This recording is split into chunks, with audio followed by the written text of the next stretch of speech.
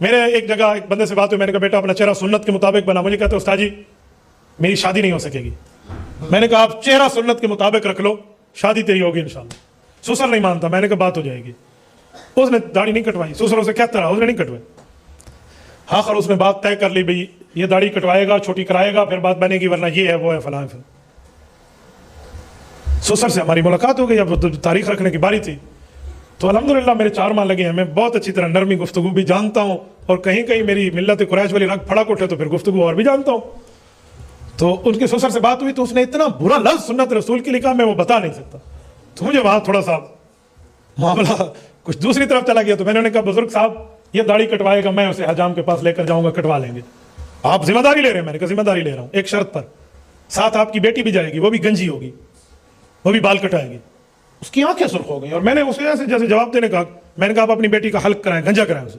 کیوں حلق کراؤں؟ آپ میری بیٹی کی عزت پہ بول رہے ہو. میں نے کہا تمہیں شرم نہیں آتی؟ رسول اللہ کی سنت پر بول رہے ہو. بس پھر وہ آئیں بائیں شائیں والی بات تھی. میں نے کہا تمہیں رسول اللہ کی سنت کا پاس نہیں ہے, اپنی بیٹی کے سر کے بالوں پر اتنی باتیں آ گئی. کوئی حیا کرنا سیکھو, یہ مرد کی نشانی ہے. کیا باتیں کہہ رہے ہو؟ اللہ کروڑوں رحمتیں نازل فرمائے حضرت مولانا مفتی محمود رحمہ اللہ پہ. قومی اسمبلی میں داخل ہوتے تھے تو وہاں کچھ لوگوں نے چھیڑنے کے لیے حضرت مفتی صاحب کی داڑھی مبارک پہ اعتراض کے لیے کچھ خواتین کو ٹھہرا دیا.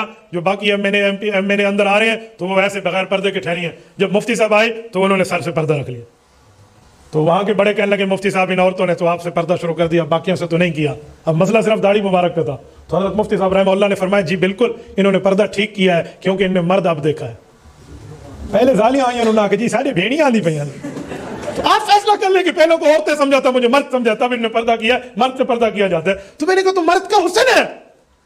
حدیث پاک ہے اللہ نے آسمانوں پر کچھ فرشتے پیدا کیے ہیں جن کے ذمے اللہ نے تسبیح لگائی ہے. وہ یہ پڑھے سبحان الذی زین الرجال باللحى وسبحان الذی زین النساء بالقرون. اللہ تیری ذات ہر عیب سے پاک ہے, تو نے مرد کو زینت دی ہے داڑھی کے ساتھ, خاتون کو زینت دی ہے سر کے بالوں کے ساتھ.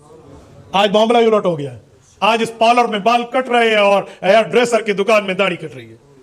میرے دوستو مجھے بڑی بڑی خواتین کی طرف سے کبھی رکا آتا ہے, کبھی فون آتی ہے, کبھی کال پہ پوچھتے ہیں بیوٹی پارلر کی جاب کیسی ہے, بیوٹی پارلر یہ اس کا معاملہ کیسا ہے.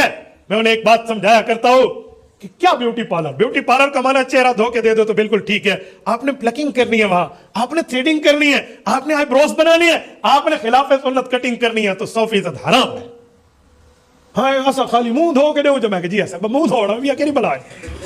المغیرات لخلق اللہ فرمایا بھویں اس طرح کی معاملات ان آبروؤں کو بنانے والیاں جو غلط بناتی ہیں یہ اللہ کی تخلیق کا انکار کر رہی ہیں, اس کی تبدیل کر رہی ہیں. لعن اللہ, حدیث پاک میں ان پر اللہ لعنت فرماتا ہے.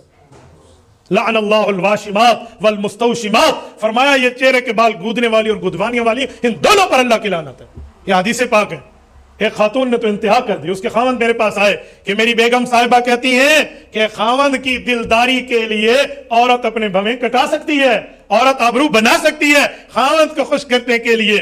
میں نے کہا یہ انگریزوں کی اس سوچ کی عکاسی ہے جس میں انگریز کہتے ہیں بیوی کو خوش کرنے کے لیے خاوند داڑھی بھی کٹا سکتا ہے. کال تو اندے پیچھو داڑھی منا رکھ, وہ تیرے پیچھو بربٹے کپاوے, چلو سڈو ایک کو جائیں باڑ کے بیٹھے رہو پیچھو. تو میرے دوستو رسول اللہ کی منہیات ہیں, اس پر بھی ہمیں عمل کرنا ہوگا.